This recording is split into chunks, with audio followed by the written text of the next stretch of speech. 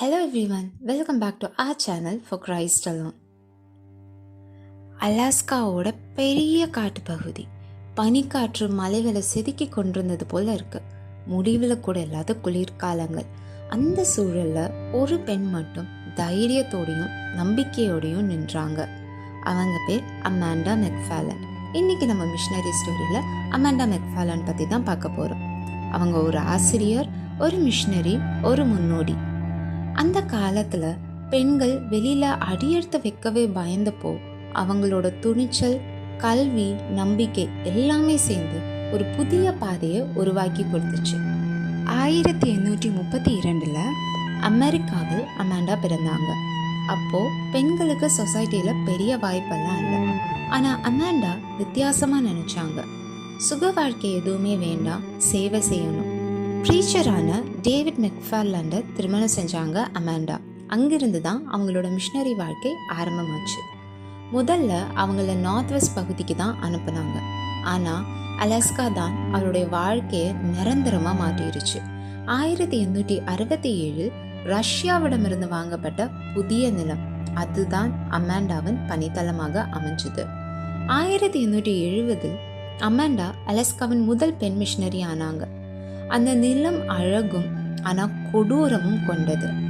நீண்ட குளிர்காலங்கள், தனிமையான கிராமங்கள், வளங்கள் எல்லாமே ரொம்ப கம்மி. ஆனால் அமாண்டா நம்பிக்கையோட மட்டும் இல்லை, ஒரு நோக்கத்தோடும் வந்தாங்க. குழந்தைகளுக்கு எல்லாருக்குமே எழுத படிக்க கற்றுக் கொடுத்தாங்க. நிறைய ஸ்கூல்ஸ் ஆரம்பிச்சாங்க. பெண்களுக்கு பயனுள்ள திறன்களை கற்றுக் கொடுத்தாங்க. அவருடைய பணி மிஷனரி பணி மட்டும் இல்லை, கல்வி, அன்பு, சமூக சேவை எல்லாமே சேர்ந்ததா அமைஞ்சது. வாழ்க்கை அலாஸ்கால ஈஸி கிடையாது. கடுமையான கிளைமேட் உடம்பை சோதிச்சுது, தனிமை ஆன்மாவை சோதிச்சுது, அடிக்கடி நோய், இழப்பு. ஆனா அமாண்டாவின் மன உறுதி ஒருபோதும் தளரல.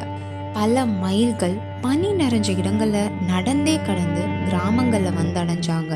விளக்கொளியில பாடம் நடத்தினாங்க. பிறர் கைவிட்ட இடத்தில் அவர் தொடர்ந்து நின்றாரு. அவரோட மிஷன் தெளிவானது. அறிவும் நம்பிக்கையும் பகிர்ந்து மக்களின் வாழ்க்கையை உயர்த்துவது தான். நிறைய இயர்ஸ் போனாலுமே அமாண்டாவின் பணி அந்த இடத்துல ரொம்ப வேரூன்றிருச்சு. குழந்தைகள் எல்லாமே ஜெனரேஷன் ஆஃப்டர் ஜெனரேஷன் அவங்க கிட்ட கற்றுக்கொண்டாங்க. பெண்கள் புதிய திறமைகளை கற்றாங்க. அந்த சொசைட்டியே வலுப்பட்டுச்சு. கலாச்சாரங்களுக்கிடையே ஒரு பாலம் கட்டப்பட்டது. அவருடைய பெயர் ஒவ்வொரு ஹிஸ்டரி புக்கில் இல்லாமல் இருக்கலாம், ஆனால் அலாஸ்காவில் அவர் முன்னோடி என்ற நினைவு இப்போதும் மக்களிடம் இருக்குது. துணிவுக்கும் நம்பிக்கைக்கும் எல்லை கிடையாது என்பதை அவர் வாழ்ந்து காட்டினார். அவருடைய வாழ்க்கை புகழுக்காக அல்ல, சேவைக்காக.